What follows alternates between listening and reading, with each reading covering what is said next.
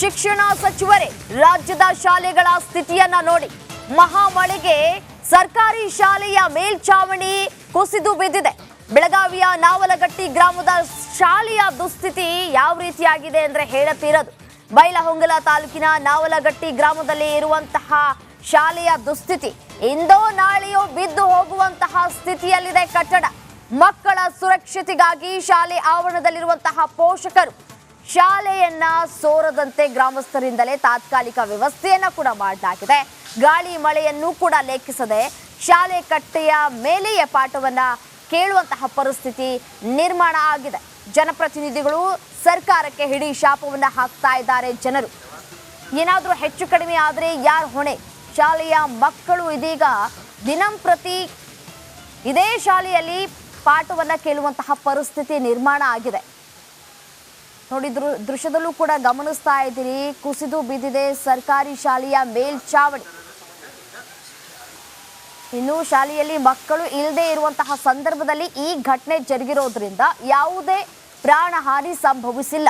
In case ಶಾಲೆಯಲ್ಲಿ ಕೊಠಡಿಯ ಒಳಗಡೆ ಮಕ್ಕಳು ಕುಳಿತು ಪಾಠವನ್ನ ಕೇಳುವಂತಹ ಸಂದರ್ಭದಲ್ಲಿ ಈ ರೀತಿಯಾಗಿ ಆಗಿದ್ದಿದ್ರೆ ಮಕ್ಕಳ ಪ್ರಾಣಕ್ಕೆ ಯಾರು ಹೊಣೆ ಅನ್ನುವಂತಹ ಪ್ರಶ್ನೆ. ಸರ್ಕಾರಿ ಶಾಲೆಯ ಪರಿಸ್ಥಿತಿ ಯಾವ ರೀತಿಯಾಗಿ ಇದೆ ಅನ್ನೋದನ್ನ ದೃಶ್ಯಾವಳಿಯಲ್ಲಿ ಕೂಡ ಗಮನಿಸ್ತಾ ಇದ್ದೀರಿ. ಈಗಾಗಲೇ ಸಾಕಷ್ಟು ಬಾರಿ ಮನವಿಯನ್ನ ಕೂಡ ಮಾಡಿಕೊಂಡಿದ್ದಾರೆ ಅಲ್ಲಿನ ಗ್ರಾಮಸ್ಥರು, ಆದರೆ ಯಾವುದೇ ರೀತಿಯಾದಂತಹ ಪ್ರಯೋಜನ ಆಗಿಲ್ಲ.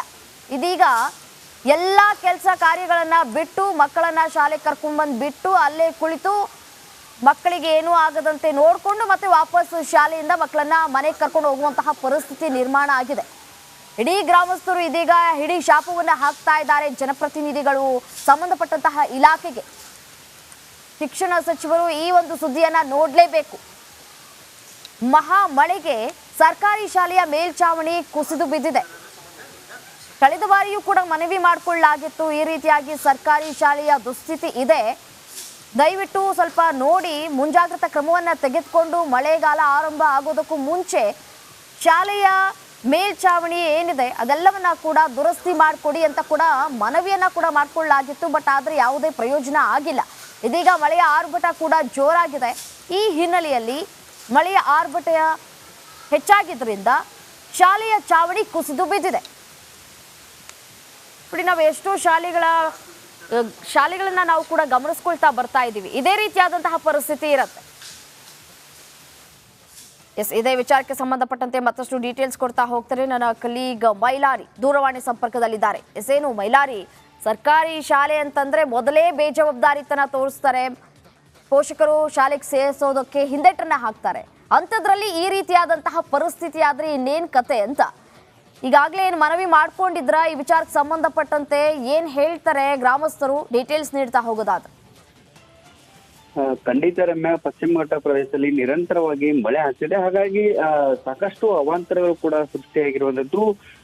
ಶಾಲಾ ಮೇಲ್ಛಾವಣಿ ಕುಸಿದು ಬಿದ್ದರೂ ಕೂಡ ಸಂಬಂಧಿತ ಅಧಿಕಾರಿಗಳಾಗ್ಲಿ ಅಥವಾ ಜನಪ್ರತಿನಿಧಿಗಳು ತಲೆ ಎತ್ತಿ ನೋಡಿಲ್ಲ. ಹೀಗಾಗಿ ಶಾಲಾ ಮಕ್ಕಳು ಏನಿದ್ದಾರೆ ಮತ್ತು ಟೀಚರ್ ಹೊರಗಡೆ ಕುಂತು ಪಾಠ ಮಾಡುವಂತ ದುಸ್ಥಿತಿ ಬೆಳಗಾವಿಯಲ್ಲಿ ಇರುವಂತದ್ದು. ಪ್ರಮುಖವಾಗಿ ಬೆಳಗಾವಿಯ ಜಿಲ್ಲೆ ಬೈಲಹೊಂಗಲ ತಾಲೂಕಿನ ಪುನರ್ವಸತಿ ಕೇಂದ್ರ 2 ನಾವಲಗಟ್ಟಿ ಗ್ರಾಮದಲ್ಲಿ ಮಕ್ಕಳು ಈ ರೀತಿಯಾಗಿ ಪಾಠ ಕೇಳ್ತಿದ್ದಾರೆ. ಸುಮಾರು ದಿನಗಳಿಂದ ಕೂಡ ಅಲ್ಲಿ ಶಾಲೆಯ ಮೇಲ್ಛಾವಣಿ ಕುಸಿದೆ. ಸಂಬಂಧಿತ ಅಧಿಕಾರಿಗಳಿಗೆ ಮನವಿ ಮಾಡಿಕೊಂಡಿದ್ದಾರೆ, ಜನಪ್ರತಿನಿಧಿಗಳಿಗೆ ಮನವಿ ಮಾಡಿಕೊಂಡಿದ್ದಾರೆ. ಆದ್ರೆ ಯಾವುದೇ ರೀತಿಯಾದಂತ ಏನು ದುರಸ್ತಿ ಕಾರ್ಯಕ್ಕೆ ಅಧಿಕಾರಿಗಳಾಗ್ಲಿ ಜನಪ್ರತಿನಿಧಿಗಳು ಮುಂದಾಗಿಲ್ಲ. ಹಾಗಾಗಿ ಹೊರಗಡೆ ಕುಂತು ಪಾಠ ಮಾಡುವ ಕೇಳುವ ದುಸ್ಥಿತಿ ಇದೆ ಮತ್ತು ಮಕ್ಕಳನ್ನ ಕಾಯುವ ಪರಿಸ್ಥಿತಿ ಕೂಡ ನಮ್ದಿದೆ. ಬಡವರಿದ್ದೇವೆ, ಸರ್ಕಾರಿ ಶಾಲೆ ಇದೆ, ಅದಕ್ಕೆ ಸೂಕ್ತ ವ್ಯವಸ್ಥೆಯನ್ನ ಕಲ್ಪಿಸಿಕೊಡ್ಬೇಕು.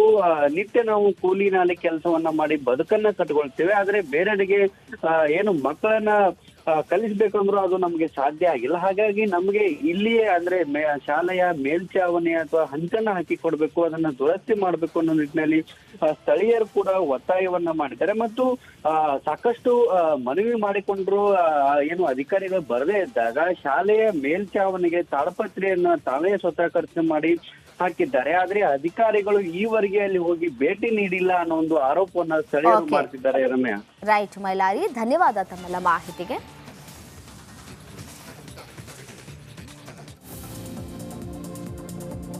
ಉಳಿದ ಸುದ್ದಿಗಳನ್ನ ನೋಡ್ತಾ ಹೋಗೋಣ ಕರ್ನಾಟಕ ಎಕ್ಸ್‌ಪ್ರೆಸ್‌ನಲ್ಲಿ.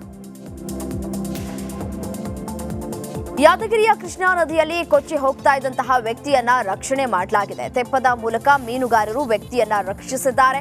ಸುರಪುರದ ಬಂದೊಡ್ಡಿ ಸಮೀಪ ಯಮನಪ್ಪ ಎಂಬುವವರನ್ನ ರಕ್ಷಣೆ ಮಾಡಲಾಗಿದೆ. ಪ್ರಾಣಾಪಾಯದಿಂದ ಪಾರಾದ ಯಮನಪ್ಪ ನಿಟ್ಟುಸಿರನ್ನ ಬಿಟ್ಟಿದ್ದಾರೆ. ಮೀನುಗಾರರ ಕಾರ್ಯಕ್ಕೆ ಶಾಸಕ ರಾಜ ವೇಣುಗೋಪಾಲ ನಾಯಕ ಹಾಗೂ ಸ್ಥಳೀಯರು ಮೆಚ್ಚುಗೆಯನ್ನ ವ್ಯಕ್ತಪಡಿಸಿದ್ದಾರೆ.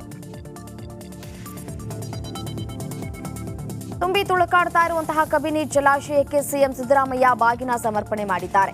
ಮಧುವನಗಿತ್ತಿಯಂತೆ ಶೃಂಗಾರಗೊಂಡಿದ್ದಂತಹ ಕಬಿನಿ ಜಲಾಶಯಕ್ಕೆ ಬೆಳಗ್ಗೆಯಿಂದಲೇ ವಿಶೇಷ ಪೂಜೆಯನ್ನ ಸಲ್ಲಿಕೆ ಮಾಡಲಾಗಿದೆ. ಅರ್ಚಕ ಕೆವಿ ಭಾಸ್ಕರ್ ನೇತೃತ್ವದಲ್ಲಿ 14 ಬಾಗಿನಗಳಿಗೆ ವಿಶೇಷ ಪೂಜೆಯನ್ನ ಸಲ್ಲಿಕೆ ಮಾಡಲಾಯಿತು. ಸಿಎಂ ಸಿದ್ದರಾಮಯ್ಯ ಹಾಗೂ ಡಿಸಿಎಂ ಡಿಕೆ ಶಿವಕುಮಾರ್ ಶುಭ ಮುಹೂರ್ತದಲ್ಲಿ ಬಾಗಿನವನ್ನ ಸಮರ್ಪಿಸಿದ್ರು. ಈ ವೇಳೆ ಸಚಿವರಾದ ಡಾಕ್ಟರ್ ಎಚ್.ಸಿ. ಮಹದೇವಪ್ಪ, ಶಾಸಕರಾದ ಅನಿಲ್ ಚಿಕ್ಕಮಾದು, ರವಿಶಂಕರ್, ನರೇಂದ್ರ ಸ್ವಾಮಿ ಉಪಸ್ಥಿತರಿದ್ದರು.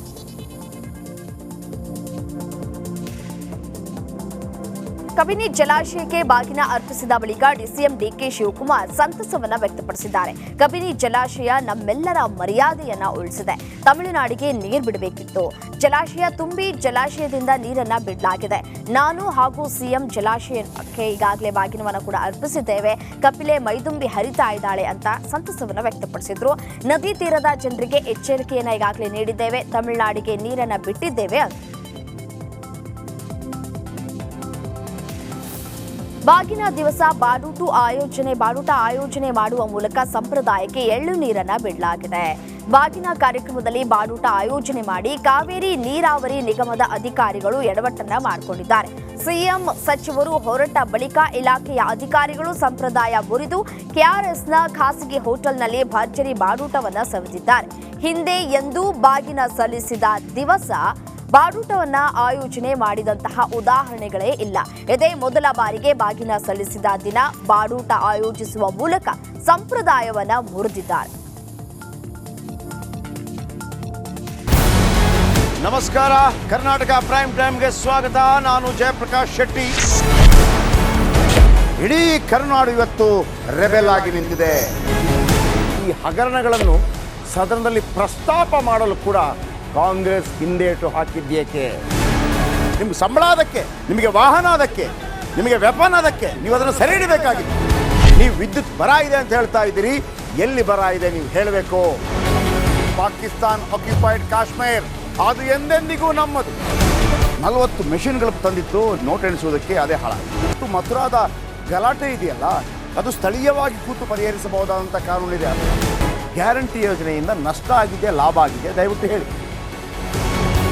Dawood Ibrahim most wanted criminal ಯಾವಾಗಾದ ಅಂದರೆ ಇಲ್ಲಿ ತನಕ ಭಾರತ ದೇಶದಲ್ಲಿ ಓರ್ವ ದಲಿತ ಪ್ರಧಾನಿಯಾದಂಥ ಇತಿಹಾಸವೇ ಇಲ್ಲ. ರಿಪಬ್ಲಿಕ್ ವರ್ಲ್ಡ್ ಆಪ್ ಇದು ಕೇವಲ ಅಪ್ಲಿಕೇಶನ್ ಅಲ್ಲ, ಸಮಗ್ರ ಸುದ್ದಿಗಳ ಸಂಪರ್ಕ ಮಾರ್ಗಕ್ಕೆ ಕ್ರಾಂತಿಕಾರಿ ಬದಲಾವಣೆ. ರಿಪಬ್ಲಿಕ್ ವರ್ಲ್ಡ್ ಆಪ್ ಕೇವಲ ಸುದ್ದಿ ಅಪ್ಲಿಕೇಶನ್ ಅನ್ನ ಪರಿಚಯ ಮಾಡ್ತಾ ಇಲ್ಲ, ಬದಲಾಗಿ ಡಿಜಿಟಲ್ ಸುದ್ದಿ ಬಳಕೆಯ ಹೊಸ ಯುಗಕ್ಕೆ ನಾಂದಿ ಹಾಡ್ತಾ ಇದೆ. ಇದೊಂದು ಬ್ರೇಕಿಂಗ್ ನ್ಯೂಸ್, ಪ್ರಭಾವಶಾಲಿ ಕಾರ್ಯಕ್ರಮಗಳಿಗೆ ಗಟ್ಟಿಯಾದ ವೇದಿಕೆ. ರಿಪಬ್ಲಿಕ್ ವರ್ಲ್ಡ್ ಅಪ್ಲಿಕೇಶನ್ ಈಗ ಲೈವ್ ಆಗಿದೆ. ಗೂಗಲ್ ಪ್ಲೇಸ್ಟೋರ್ ಮತ್ತು ಆಪಲ್ ಆಪ್ ಸ್ಟೋರ್ ಎರಡರಲ್ಲೂ ಲಭ್ಯವಿದೆ. ಈಗಲೇ ಡೌನ್ಲೋಡ್ ಮಾಡಿ.